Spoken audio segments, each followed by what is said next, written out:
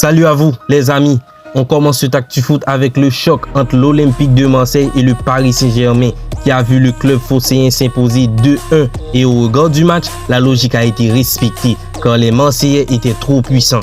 L'OM élimine donc le PSG et se qualifie en quart de finale de Coupe de France. Doha est agacé par l'élimination du PSG en Coupe de France. Les propriétaires ont été convaincus par Luis Campos de nommer Christophe Galtier, mais ils rêvent toujours de faire venir Zidane. Les prochains matchs sont vitaux pour l'avenir du club. Et il y a pire comme nouvelle, Léo Messi est incertain pour le match contre le Bayern Munich. L'Argentin souffre de douleurs aux ischio-jambiers. Il est déjà out pour le match contre Monaco ce week-end.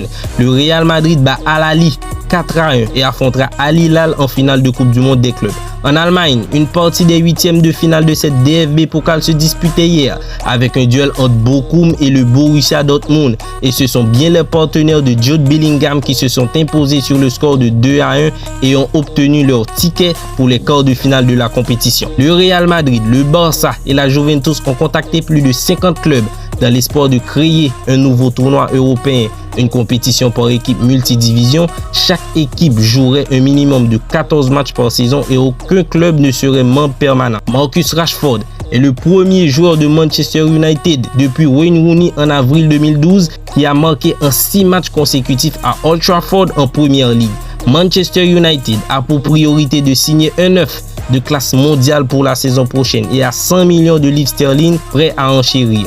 Hier, le record du plus jeune buteur du Real Madrid en Coupe du Monde des clubs détenu par Raoul a été battu 3 fois par Vinicius à la 42e minute, puis Rodrigo à la 92e minute. Mais Sergio Arribas est celui qui détient maintenant ce record, lui qui a marqué à la 98e minute de jeu. Les propos sulfureux du frère de Messi sont mal passés en Catalogne, où beaucoup se sont sentis blessés par cette sortie médiatique aussi forte que surprenante. Mais très vite, le frère de la vedette argentine a présenté ses excuses. La FIFA a dévoilé ce jeudi soir les 3 entraîneurs désignés pour remporter le trophée de Best du meilleur technicien de l'année civile 2022.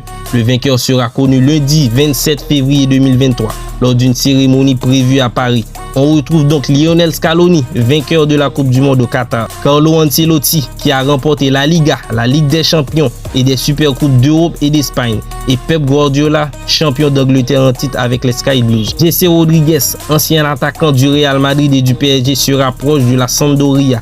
Les tests médicaux sont déjà programmés et le joueur est en Italie.